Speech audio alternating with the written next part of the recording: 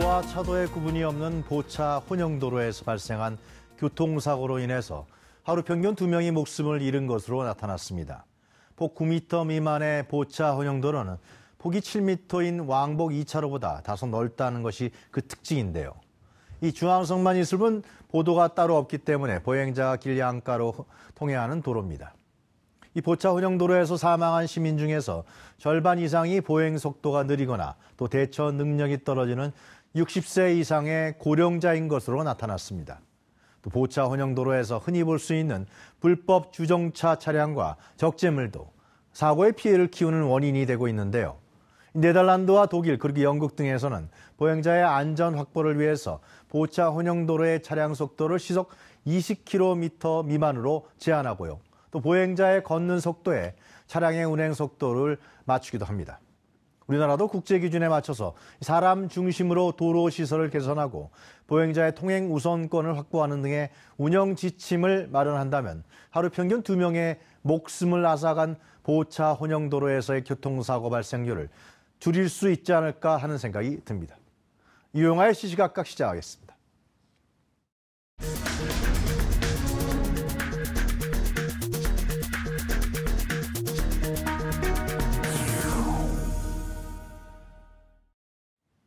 평생 직장이라는 말이 옛말이 되어버렸을 정도로 이 직장인들의 이직은 문화가 되어버렸습니다. 어느 정도 경력이 올라가면 더 나은 삶을 위해서 이직을 결심하는 직장인들이 많다 그럽니다. 그런데 아이러니컬하게도요. 이직에는 성공했지만 다시 전 직장으로 돌아가길 원하는 사람이 또 많다고 합니다. 자세한 내용 이슈 10분 체크해서 알아보겠습니다. 헤럴드 경제 이승환 기자 모셨습니다. 안녕하십니까? 네, 안녕하세요.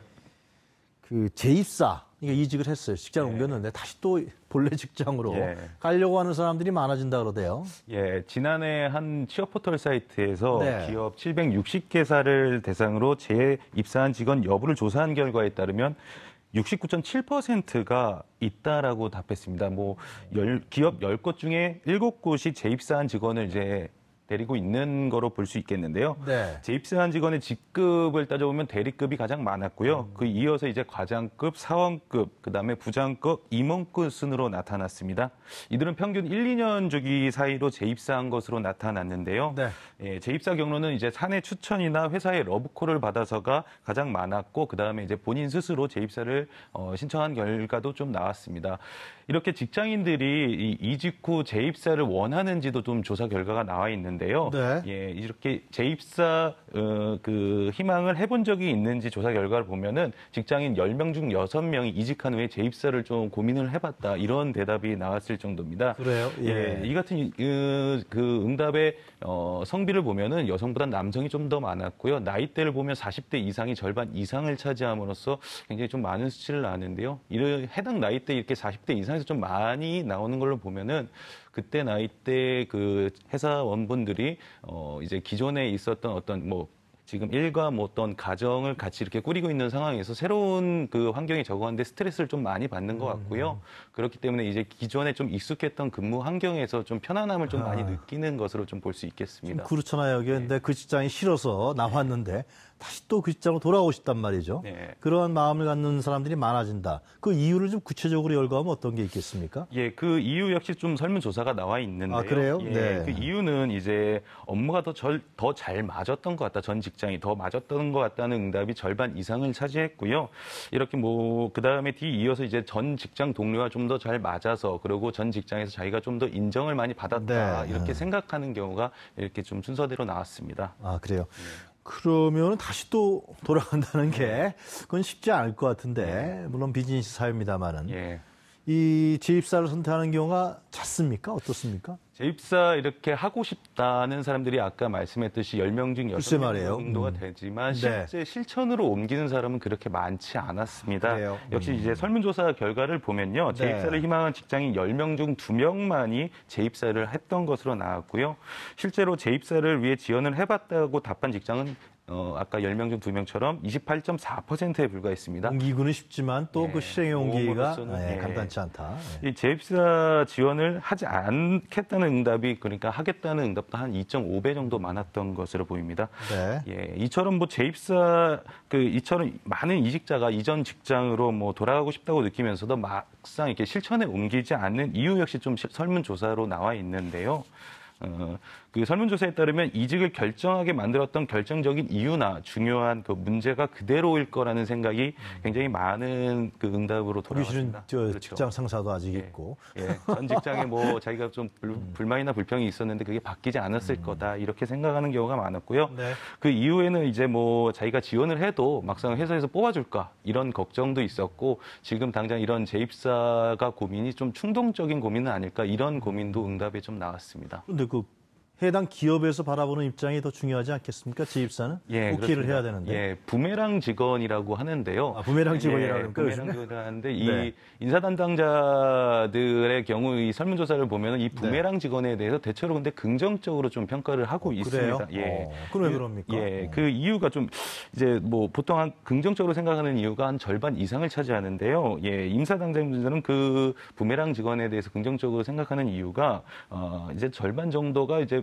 별도의 교육이 필요하지 않아서 이 기존에 근무를 같이 했기 때문에 그 다음으로는 이제 업무 수행 능력이 뭐 가장 높은 점수를 주는 건데 회사 문화에 익숙하기 때문에 그리고 외부 경험이 또 혹시나 자기 다시 돌아오면 실무에 더욱 도움이 되지 않을까 이런 좀 좋은 평가를 많이 하고 있는 것으로 나타났습니다. 네.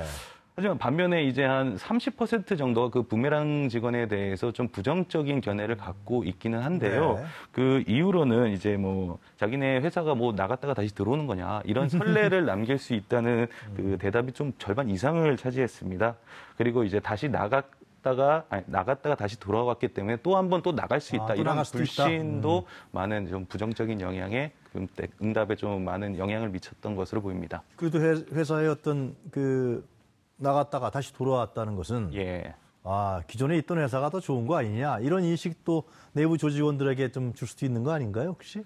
그렇죠. 그 회사 뭐 설문조사 중에 한 부분은 뭐 재입사를 원하는 사람들 중에서 뭐 회사의 브랜드 가치가 높아졌기 때문에 원한다 이런 거를 알고 있고 또 그렇게 다시 돌아온다는 거에 대해서 기존 이제 있었던 직원들도 좀 긍정적으로 평가를 하는 부분도 많습니다. 근데 다시 돌아왔을 때요.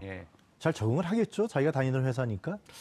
근데 이게 잘 적응을 했으면 좋겠는데요. 이게 또 실제로 재입사한 사람들의 설문조사를 보면은 그렇게 또 긍정적이지만은 않습니다. 이게 부정적으로 좀 나오는 이유로는 예전에 이제 그 전 직장을 떠났을 때 그런 불만 불평이 아직 해소되지 않았다. 이렇게 대답하는 사람들이 대다수를 이뤘고요. 이제 다시 돌아왔기 때문에 좀 동료들과의 좀 불편한 관계도 조금 염두가 되는 것도 있었고 자기가 다 이곳을 또 벗어나지 못했구나 이런 좀 어떤 혼자만의 좀 그런 생각이 많았던 것으로 보입니다. 그래서 대체적으로 좀 절반 이상이 그렇게 잘 적응을 하진 못하는 것 같다 이런 대답이 돌아왔습니다. 그 가장 중요한 게 동료들 생각인 것 같아요. 주변의 동료들, 뭐 선후배들 동료들이 어떻게 생각하느냐 다시 돌아왔을 때 그건 어떻게 나와 있습니까? 이게 이제 그 재입사 자체만 놓고는 평가를 하기가 좀 어렵고요. 그 재입사하는 사람이 누구냐에 따라서 좀 이제 동료들이 좀 시각이 많이 갈리는데요. 그래서 이제 회사 역시도 이제 그 재입사 직원을 뽑을 때 그런 기존에 현재 있는 그 직원들의 반응을 좀 잘 살펴서 이제 재입사를 결정을 하는 경우가 좀 많다고 합니다. 그래서 이제 뭐 재입사하는 경우 이제 기존에 있는 그 직원들은 저 사람이 왜 다시 돌아올까? 이런 생각도 하는 경우도 있고요. 또 우리 회사가 저렇게 왔다 갔다 할 수 있게 그렇게 쉬운 회사인가 이런 어떤 자부심이 떨어지는 면도 있는 반면에 아까 사회자님께서 말씀해주신 이렇게 좋은 인재가 나갔다가 다시 돌아오는 우리 회사가 괜찮은 회사구나 이런 자부심을 높게 이렇게 뭐 어떤 사기를 진작할 수 있는 그런 영향도 준다고 생각합니다. 하여튼 뭐 돌아오는 사람이 누구냐, 그죠? 그게 능력 있는 사람이냐, 또 인간성이 있는 사람이냐, 사회성이 있는 사람이냐, 왜 나갔느냐, 뭐 그런 여러 가지 복합적인 이유에서 이제 내부 적응도가 드러날 거다 생각이 드는데요. 어떻습니까? 이런 재입사 문제에 대해서 아무래도 기업 문화라든가 기업 입장에 봤을 때는 좀 적절한 대책이라든가 재입사를 원하는 사람들이 있으니까요. 또 필요하기도 하고. 어떤 절대적인 원칙은 없는 것 같습니다. 네. 기업이 뭐 재입사하는 사람을 뽑는 기업도 네. 많고요. 그리고 뭐 재입사에 대해서 굉장히 부정적으로 평가하는 기업도 많은데요. 이때 재입사 관련해서 가장 검토해볼 기본적인 요소는 그 사람이 정말 필요한가 이 부분인데요. 네. 다시 말해서 뭐 업무 능력, 그다음에 뭐 성과가 조직에 꼭 필요한 인재인지를 꼭 봐야 되겠고요. 그리고 앞에서 말씀드렸듯이 이제 현재 그 같이 근무하고 있는 직원들의 반응도 회사가 굉장히 유심히 살펴보고 그 재입사를 결정을 해야 됩니다. 그리고 이제 인사 담당자 좀 얘기를 들어보면은 네. 보통 이제 외부 그 제3자가 볼 때는 재입사하는 경우에는 따로 특별히 교육이 필요 없을 거다 이렇게 인식하는 경우가 많지만 인사 담당자들은 또 그렇게 생각을 하지 않더라고요. 예, 그 재입사하는 당사자가 회사를 떠날 당시랑 현재는 또 그 당사자의 뭐 경험이나 근무 능력 뭐 이런 것들이 바뀔 수도 있고 그때와 다르게 또 회사 차원에서도 좀 바뀐 환경이 있었을 수도 있기 때문에 그 재입사자라 하더라도 좀 교육이 필요하다 그런 의견을 많이 내주고 있습니다. 잘 알겠습니다. 자, 오늘 말씀 잘 들었습니다. 감사합니다. 예, 감사합니다. 네, 지금까지 헤럴드 경제의 이승환 기자였습니다.